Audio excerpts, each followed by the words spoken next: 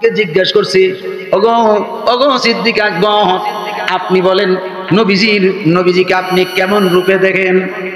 হযরতে সিদ্দিক আকবর রাদিয়াল্লাহু তাআলা আনহু বলতেছেন, আমার দয়াল নবীজি তিনি হইলেন রাসূলুল্লাহ,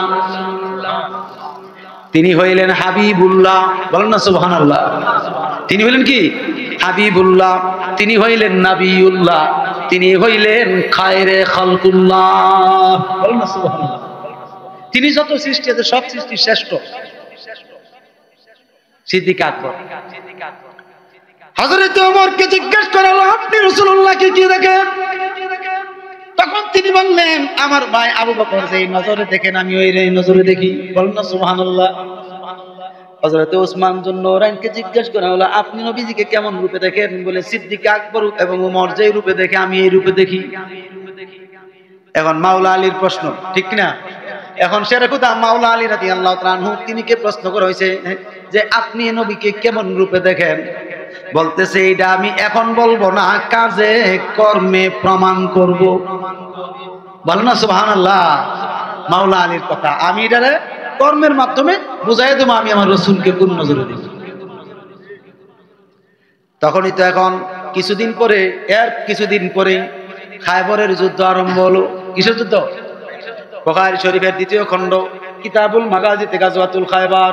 খায়বরের যুদ্ধ যখন শেষ হইল, এই যুদ্ধ চলাকালীন সময়ে আমার নবীর সাহাবী কলিজার টুকরা হযরতে আলী রাদিয়াল্লাহু তাআলা আনহুর পায়ে তীর লাগছিল। এটা আপনারা জানেন, ঠিক নি?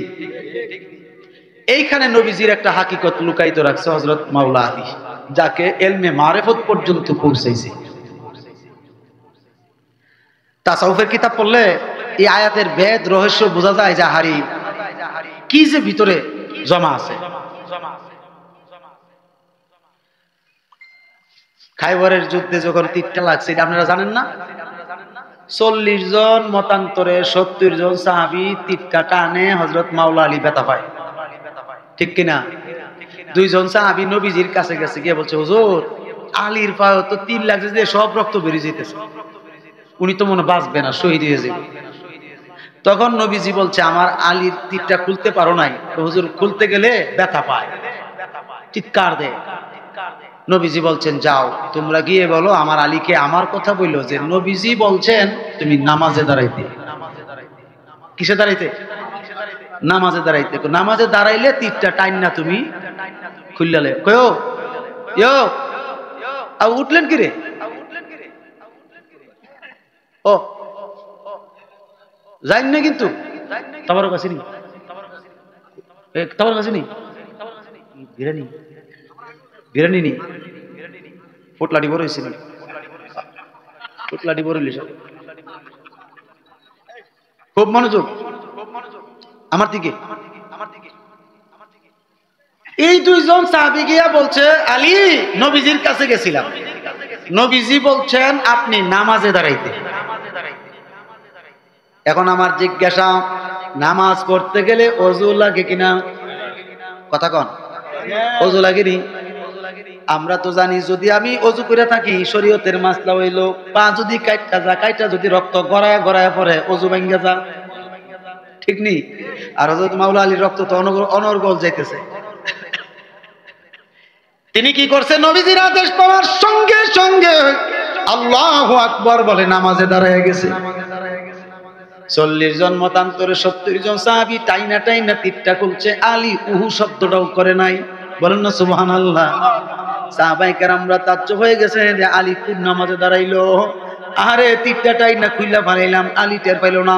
কিন্তু এর আগে তো 40 জন সাহাবী টানাটানি করছি, 70 জন সাহাবী টানাটানি করছি, ব্যথা পাই বলছে।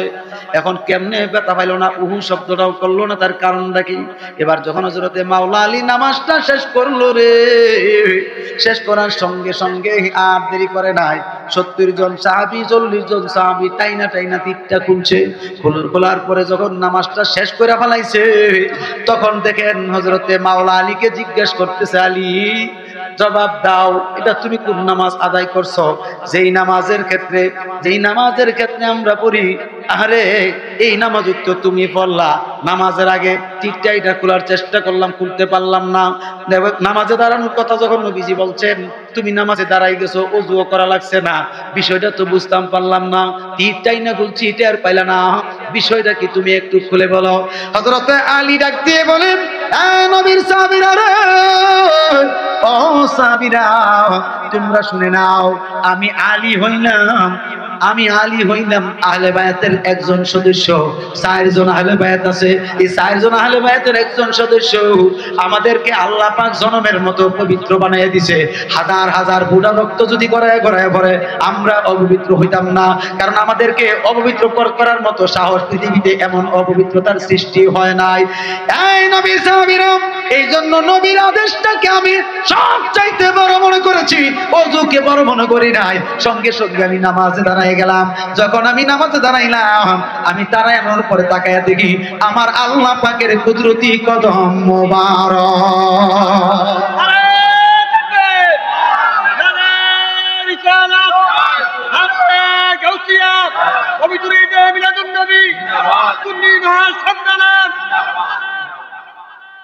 আল্লাহ পাকের কুদরতি কদম মোবারক দেখার পরে দুনিয়ার খেয়াল আমার নাই। সুবহানাল্লাহ। বলতেছে, হে আলী, আমরা তো আল্লাহর না দেখা চেষ্টা করি, তুমি কি কইলা? তখন হযরত মাওলা আলী বলে, আমি তো তুমি না, তুমিও আমি না,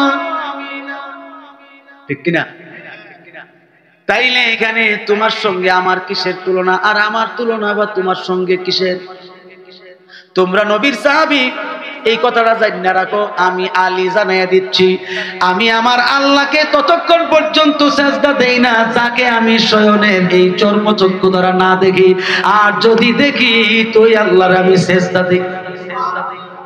লাগছে নি ফেস? কথা কর লাগছে না ফেস? কইটা কি কইলা? সারা জিন্দেগি নবীজির সঙ্গে সেজদা করতেছি না, দেখা তুমি দেখা করলা, ঘটনা কি? নবীর কাছে জিজ্ঞাসা করতে হবে। কই যাইব? কার কাছে যাইব? এবার আমার নবীর কাছে যখন গেলে, যাওয়ার পরে তো কোনো সাহাবী কোনো কথা বলে না, খালি কানাঘুষা করে।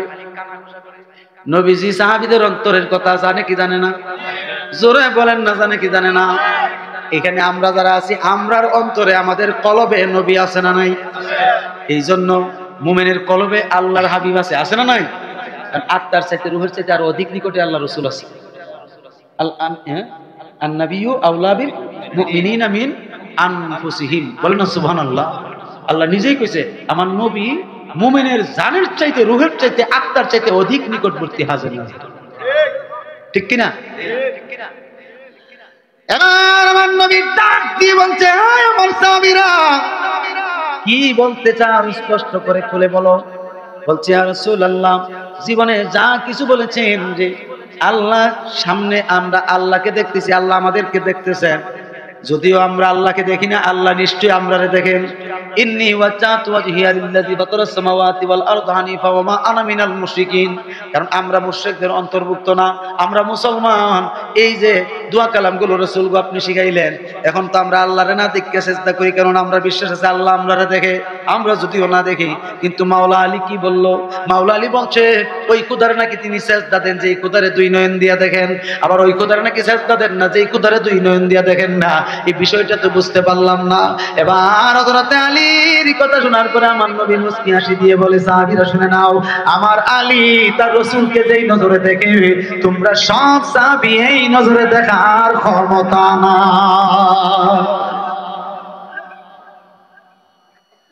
জবাব পাইছেন কিনা? এই নজরে দেখার কোনো ক্ষমতা তোমাদের?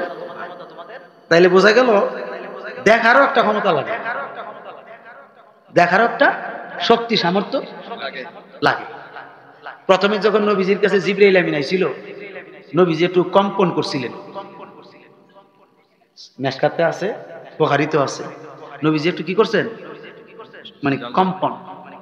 তখন নবীজি দৌড়াইয়া হযরতে আম্মাজান খাদিজাতুল কুবরার কাছে গিয়ে বলতেছে, জাম্মিলুনি ইয়া খাদিজা, এই জাগে খাদিজা, আমারে তুমি জড়াইয়া ধরো, আমাকে ভালো করে জড়িয়ে ধরো এবং কোনো কিছু দিয়ে আমাকে আবৃত করো, শরীর কাঁপতেছে, বলেন না সুবহানাল্লাহ। তখন আম্মা জান খাদিজাতুল কুবরা রাদিয়াল্লাহু তাআলা আনহা নবীজিরে জাবরায়া ধরছিলেন, বলেন না সুবহানাল্লাহ।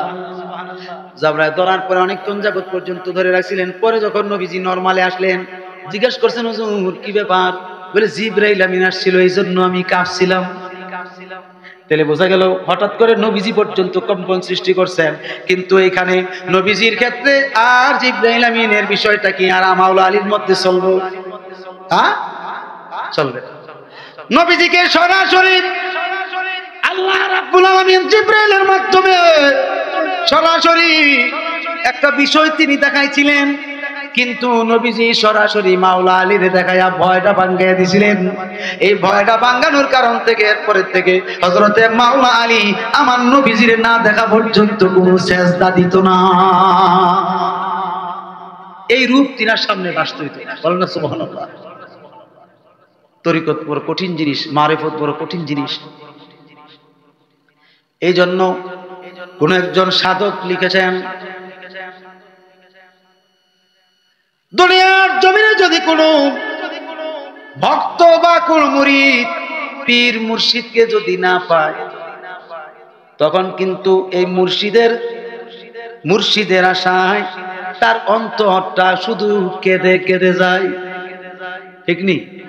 মুর্শিদকে যদি সে না পায়, কেমনে? শয়নে স্বপনে জাগরণে, শয়নে স্বপনে জাগরণে সর্বক্ষেত্রে যদি সে মুর্শিদকে না পায়, তাইলে তার অন্তরে একটা কান্নার ঢেউ খেলতে থাকে। এই জন্য কোন একজন সাধক লিখেছেন, তোমারে পাইলাম না আমি তাতে দুঃখ না,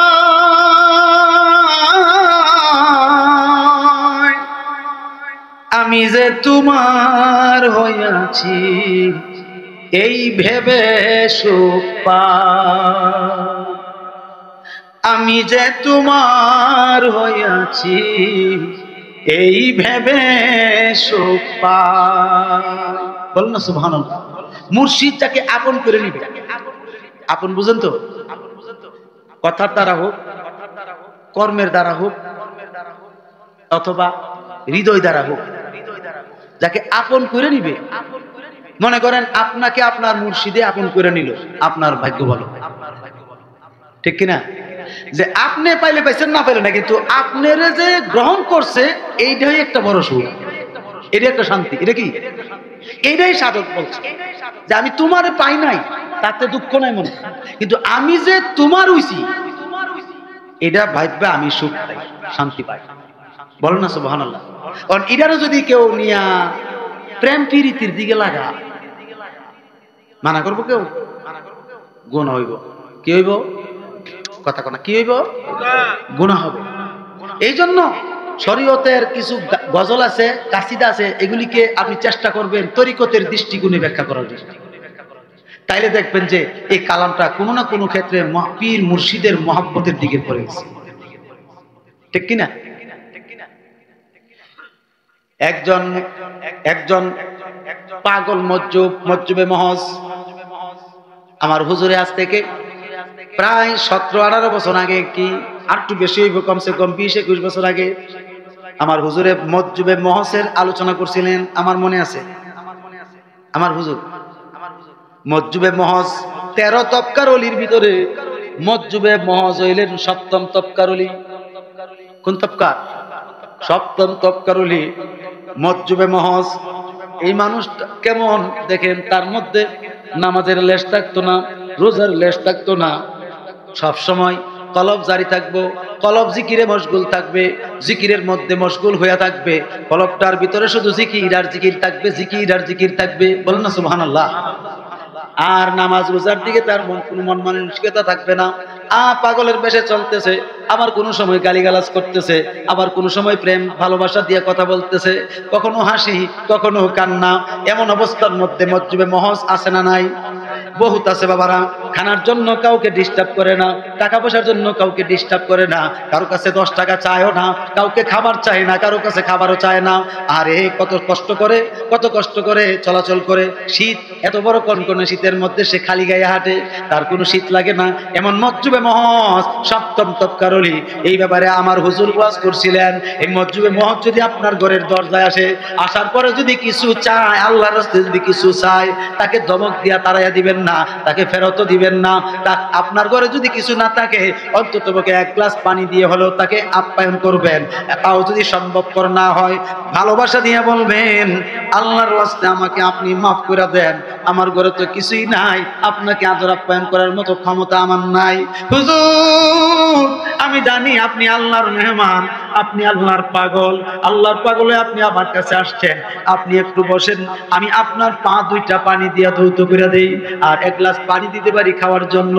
এতে যদি আপনার না থাকে, তাইলে আপনি ক্ষমা চাইয়া ভালোবাসা দিয়া সুন্দর করে যখন বলবেন, বাজান আমার তো তৌফিক নাই আপনার আদর আপ্যায়ন করার ক্ষেত্রে, দেখবেন অটোমেটিক মুস্কি হাসি দিয়া আপনার জন্য দোয়া করে চলে যাইব। আর যদি আপনি ধমক মারা দেন, তখন কিন্তু তাদের অন্তরে কষ্ট লাইগা যাইব। ওই অন্তর দিয়া যা দাবি করবো আল্লাহর কাছে, তাই আল্লাহ মান্না নিতে বাধ্য।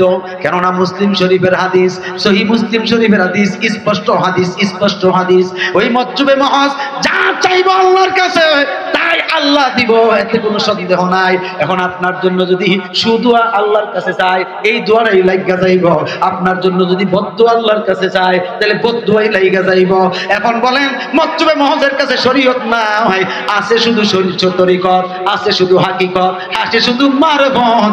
এই ব্যক্তির দ্বারা শুধু আল্লাহ দেখা ছাড়া আর কিছুই দেখতে পায় না। এইভাবে যাইতে যাইতে একজন তো বলেই ফেলছে, আনাল হক মানসুর হাল্লাস বলছে কিনা, তিনি মজজুবে মহজ ছিলেন, সপ্তম তবকার ওলি ছিলেন। কোন তবকার ওলি? সপ্তম তবকার ওলি ছিলেন। এমনে শাখা প্রশাখা মিলে প্রায় 70 তবকা ওলিদের স্তর, কিন্তু মৌলিক স্তর হলো 13 তবকা। বলেন না সুবহানাল্লাহ। তো মৌলিক সূত্রে এই মজজুবে মহজ ছিল 7ম নাম্বার তবকা। তার একটা উদাহরণ দিচ্ছি বোঝার জন্য, গভীর খেয়াল। ইরাকের জমিনে একটা সাগর আছে, নদী আছে, ওই নদীটার নাম হলো দাজলা নদী। কোন নদী? দাজলা নদী। ওই দাজলা নদীর উপর দিয়া প্রায় সময় হুজুর গাউসে পাক সফর করতেন বিভিন্ন জায়গায়। হুজুর গাউসে পাকের একজন পাগল ছিল। হুজুর গাউসে পাকের ইন্তেকালের অনেক বছর পরে, তিনি পর্দা মোবারকের অনেক বছর পরে একজন পাগল ছিল, শুধু গাউসে পাক জপতেন, শুধু গাউসে পাক, ইয়া গাউসে পাক, ইয়া গাউসে পাক, ইয়া গাউসে পাক। বলুন না সুবহানাল্লাহ। এইভাবে জপত।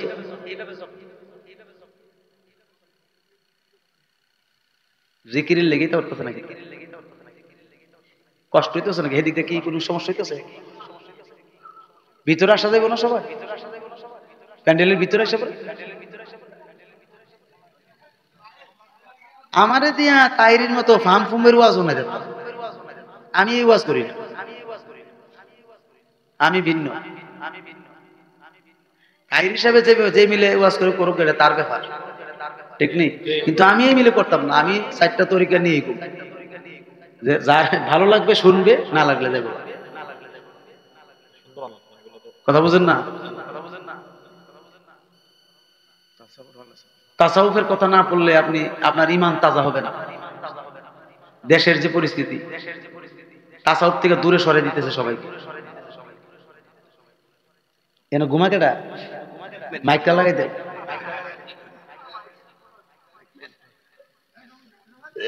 আমার বাইরে খুব মনোযোগ। ওই যে পাগল, ওই পাগলের সঙ্গে একজন ব্যক্তির দেখা হলো।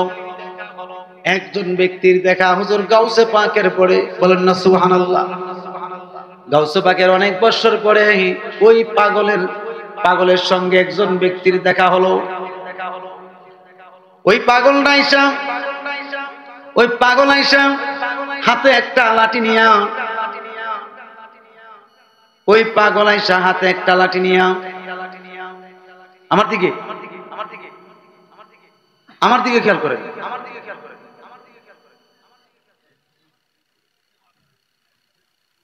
একটু মহব্বতে দরুদ শরীফ পড়েন, আল্লাহুম্মা সাল্লি আলোচনার মুড নষ্ট হয়ে যাবে। وعلى آل سيدنا محبت بلن اللهم صل مولانا محمد وعلى آله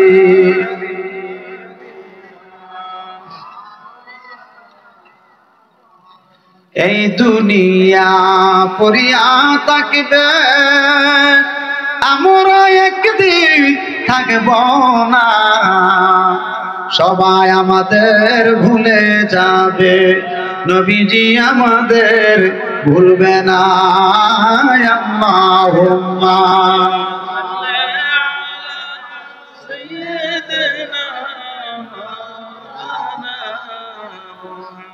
وعلى آله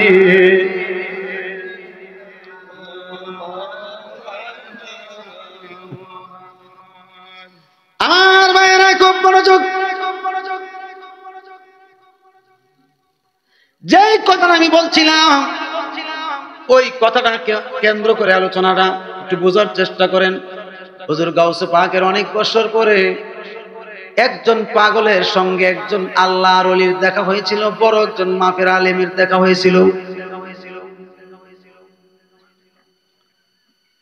ওই পাগলটার নাম ছিল আল্লামা শামসুদ তিবরিজি রাহমাতুল্লাহ আলাইহি, আর ওই বড় মাপের আলেমটার নাম হইল মাওলানা জালালউদ্দিন রাহমাতুল্লাহ আলাইহি। জোরে কোন সুবহানাল্লাহ। পরে রুমি টাইটেল পাইছে।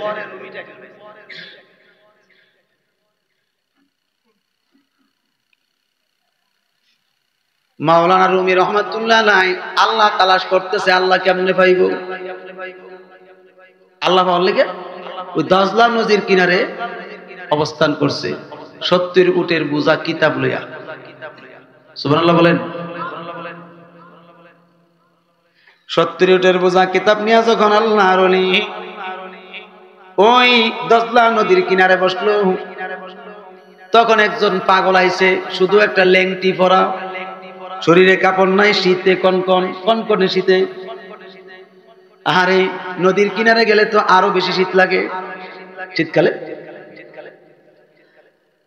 এবার পাগল আইসা আল্লামা জালালউদ্দিনের সামনে আইসা বলতেছে, আল্লাহ তোরে যদি পাইতাম আমার হাতের লাঠি দ্বারা তোর হাত পা গুলো ভাঙ্গা ফেলাইতাম। তাইলে এখানে পাগল যে মানুষটা আসলো, এই মানুষটা আল্লাহর হাত পাও বানাইলো কিনা? কথা কথা হাত পাও যে আছে এটা স্বীকার করলো কিনা? এই কথা বলার পরে তো মাওলানা জালালউদ্দিন রুমির কাছে তো এটা খারাপ লেগে গেছে। হায় হায়, তিনি তো শরীয়তের মাওলানা। তিনি রাগ এসে গেল, রাগের মাথায় পাগলরে ধমক মারছে, পাগল তুই কস কি? আল্লাহর তো কোনো হাত পাও নাই, তিনি নিরাকার। তিনি কি? নিরাকার। আল্লাহর তো কোনো হাত পাও নাই, তিনি নিরাকার। তুমি হাত পাও ভাঙ্গার কথা কেন বললা? এবার মাওলানা শামসুদ তিবরিজি রাহমাতুল্লাহ আলাইহি তিনি বলতেছেন, বাবারে আমি তো তোমার আল্লাহর হাত পাও ভাঙ্গার কথা বলি নাই, আমি তো আমার আল্লাহর হাত পাও ভাঙ্গার কথা বলছি। ফেস আরো লাগাইছে কিনা? কথা কোন না গেলে আপনার আল্লাহ আমার আল্লাহ তামাম সৃষ্টি জগতের আল্লাহ এক না? এক আল্লাহ তো। তখন হে যে আলাদা করলো, ডাটা ফেসেছি আল্লামা জালালউদ্দিন করে, তুই এটা কস কি? আমার আল্লাহ তোর আল্লাহ তো একই আল্লাহ না? আমারটা আমার, তোমারটা তোমার। তখন মাওলানা রুমি বলছে, ধরু পাগলের চিন্তা করে লাভ নাই। এই কথা ভাবতে ভাবতে ভাবতে ভাবতে ভাবতে ভাবতে মাগরিবের টাইম হইছে। কোন টাইম? মাগরিব পড়ছেন দজলা নদীর কিনারে। এরপরে দজলা নদীর কিনার থেকে যখন এশার পর্যন্ত অপেক্ষা করতেছে সোনার মানুষের সাক্ষাৎ পাওয়ার জন্য, আল্লাহ পাওয়ার যে একটা মাধ্যম, সেই মাধ্যমটার জন্য মাধ্যম তো আর খুঁজে পাচ্ছে না। এশারের টাইম হয়েছে, এশার নামাজ পড়ছে। এশার নামাজ পড়ার পরে ঘুমায় গেলেন। ঘুমের ঘরে স্বপ্নে দেখতেছেন কে যেন বলতেছেন, বাবা রে, ও বাবা জালালউদ্দিন, তুমি যে এই মাধ্যমে আল্লাহ পাইবা, ওই মাধ্যম তোমার সামনে উপস্থিত হয়েছিল, তুমি তাকে ধমক দিয়া দাঁড়ায় দিছো, আল্লাহ কিভাবে পাইবা?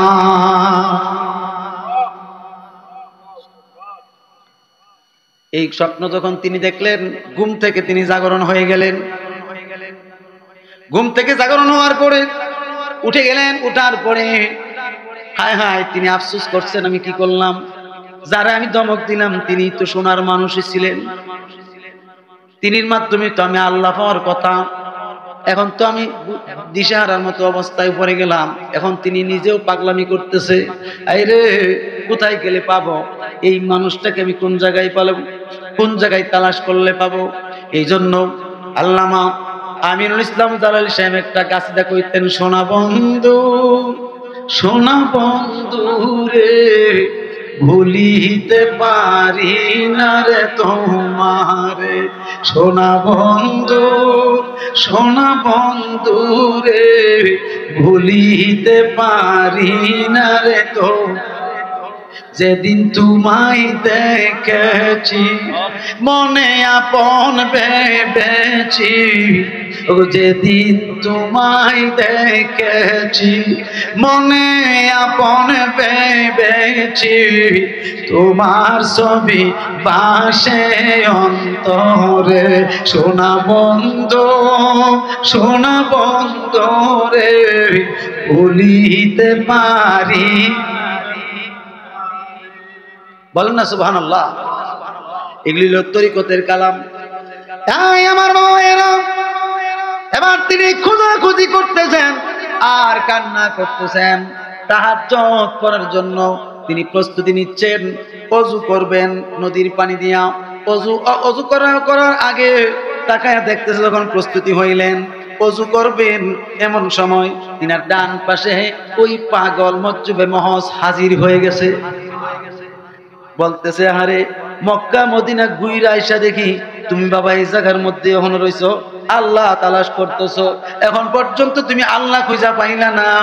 আমি তো আমার আল্লাহরে পাইয়া ঠ্যাংটুম পর্যন্ত ভাঙ্গি, আবার কখনো মোহাব্বত করে আদর করে ভালোবাসি, আবার চুমা দেই, আবার কখনো তৈল দিয়া সুন্দর করে শরীরটাকে মাসো করে দেই, আবার মাথার চুলগুলোকে চিরুনি দিয়ে আশ্রয় দেই।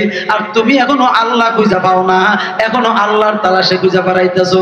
এই কথা বলার সঙ্গে সঙ্গে হযরত আল্লামা জালালউদ্দিন রুমি রাহমাতুল্লাহ আলাইহি সঙ্গে সঙ্গে কদমের মধ্যে জড়ায় বলছে, হুজুর আমি ভুল করে বলেছি, আপনাকে চিনতে পারি না, আপনি আমাকে মোহাব্বত করে মাফ করে দেন, আমার অন্যায় হয়ে গেছে। বলতেছে, বাবা রে, এত বড় আলেম যদি আমি পাগলের পাও ধরে মাফ চাই, এটা তো চলে না, কারণ আলেমের একটা ইজ্জত আছে।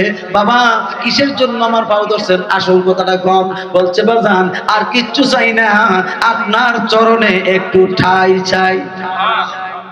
বলতেছে, বাবা এত বড় আলেম রে আমার চরণে ঠাই দিতে পারবো না, কারণ এত বড় আলেম যিনি 70 উটের বোঝা কিতাব লইয়া ঘুরাঘুরি করে।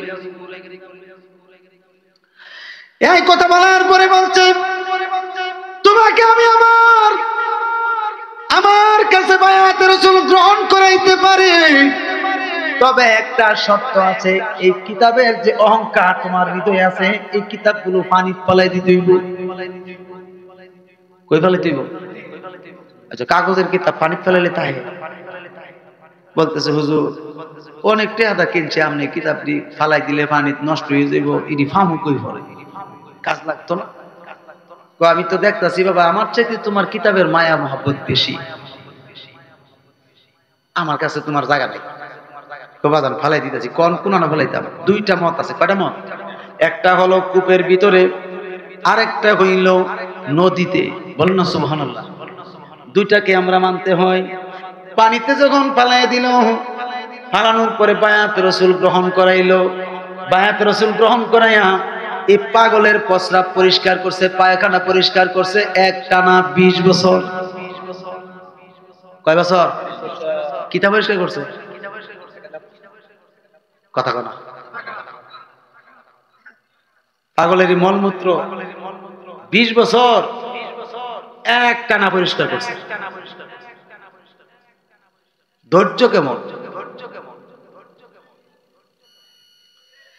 এবার 20 বছর পর যখন শেষ হয়ে গেল, তখন বলতেছে বাবারে আর কত, তুমি আমার যত্ন করবা, একটা কাজ করো, আমার যাওয়ার সময় প্রায় নিকটবর্তী, আমি আমার দেশে চলে যাব, এই দেশে আর অবস্থান করব না, আমি আজকের থেকে তোমার আমার কাছে আর রাখবো না, তুমি আমার কাছে বসো। কাছে বসছে, সামনে বসছে, বসার পরে মাওলানা রুমির মাথার উপরে এইভাবে হাত রাখছে, বলেন না সুবহানাল্লাহ। হাত রাখার পরে বলছে বাবা তুমি চোখ বন্ধ করো। চোখ বন্ধ করছে, বলার পরে বলতেছে তুমি কি দেখতে পাও? হুজুর এমন একটা জগৎ দেখতেছি যেই জগৎটা জিন্দেগিতে কোনোদিন দেখি নাই, এত সুন্দর জগৎ আছে কোথায়? বলতেছে জগৎটাতে তুমি কি দেখো?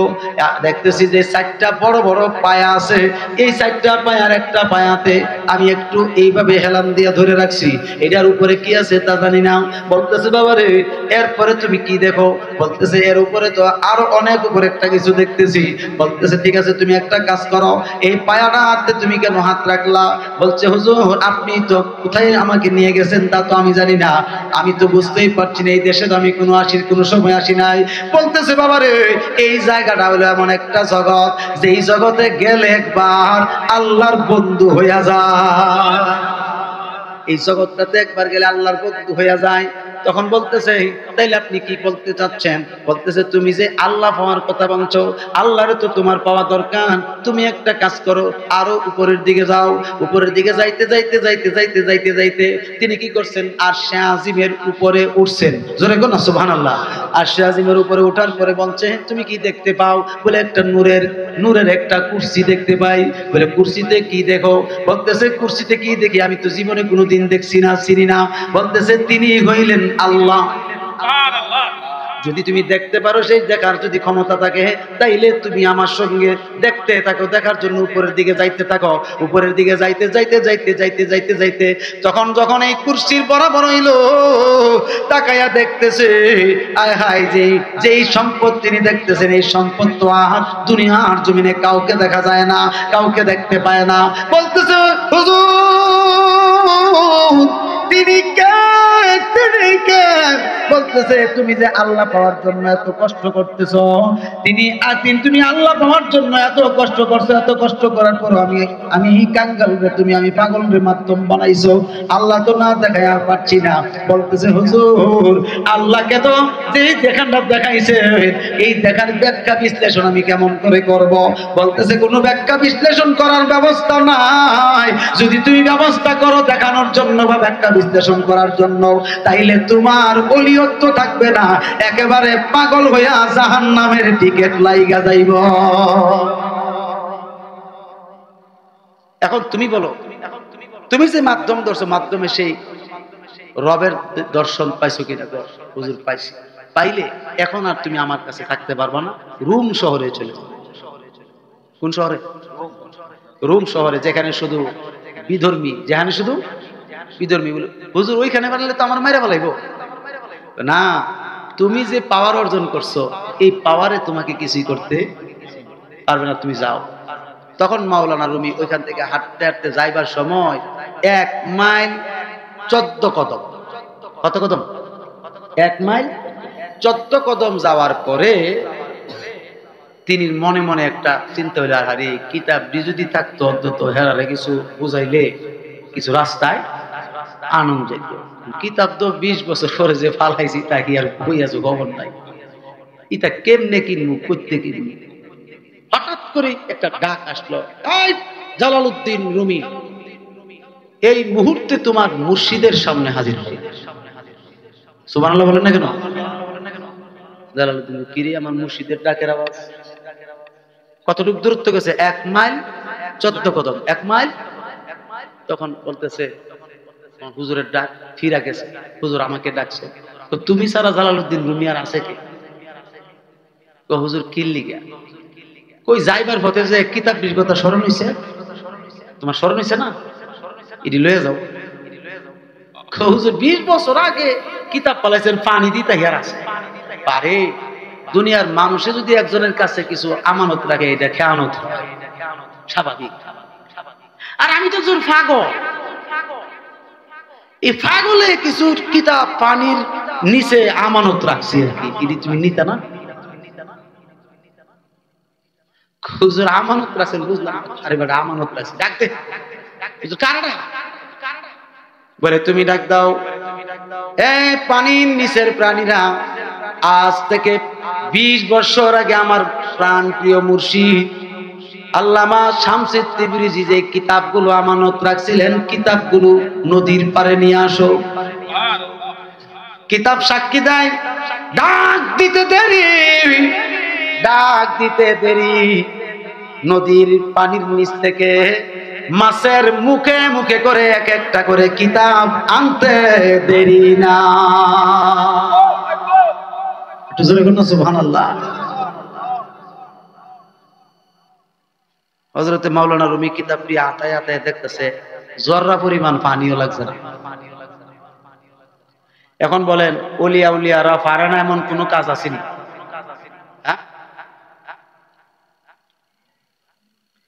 হযরতে জুন্নুন মিসরি রাহমাতুল্লাহ আলাইহি, তিনি কথাটা রেখে দিলাম। হযরতে ইব্রাহিম ইবনে আদহাম রাহমাতুল্লাহি আলাইহির জামানায় তিনি কি করছেন, ইব্রাহিম ইবনে আদহামের কাছে কিন্তু হযরতে জুন্নুন মিসরি মুরিদ। বলেন না সুবহানাল্লাহ। কথাটা আইসা গেছে, বলবো। জুন্নুন মিসরি রাহমাতুল্লাহ আলাইহি নদীর কিনারে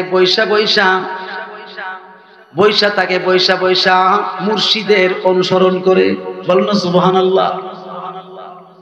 নদীর কিনারে বৈশা যখন অনুসরণ করে, কিছু ভক্ত মুরিদ আইসা বলছে, হুজুর আপনি খালি নদীর কিনারে বৈশা থাকেন, বাড়ি তো যান না, কোনো তো জায়গায় যান না, খালি রাইতে দিন এই জায়গায় থাকেন। এই জায়গায় থাইকা আপনি কি পাইছেন?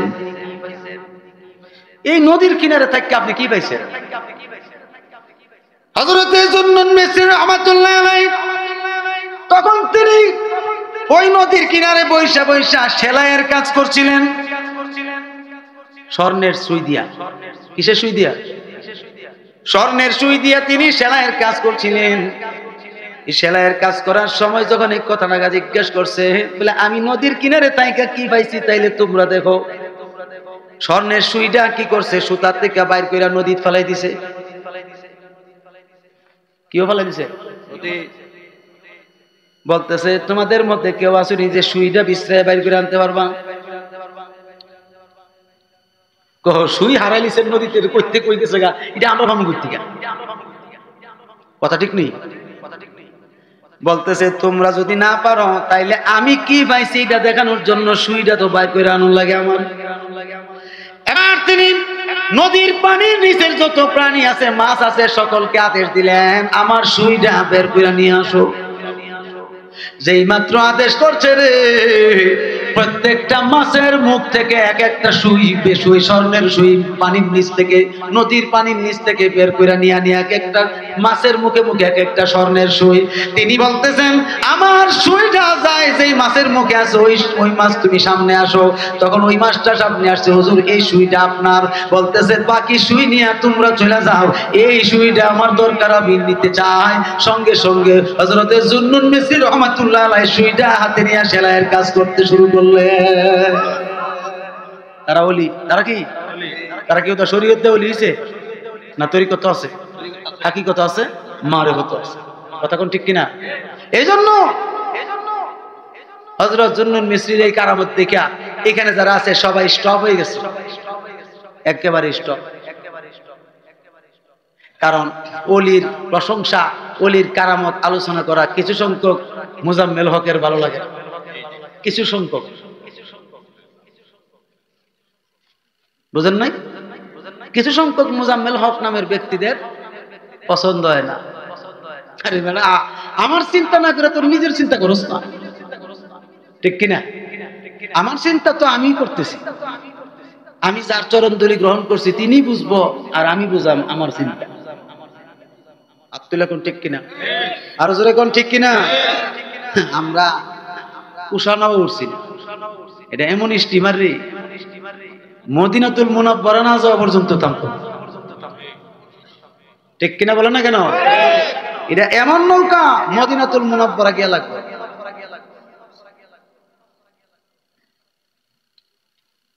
এই জন্য আমরা পীর মুর্শিদকে সাধারণ মানুষ ভাবা, চিন্তা করা এটা মোটেই উচিত না।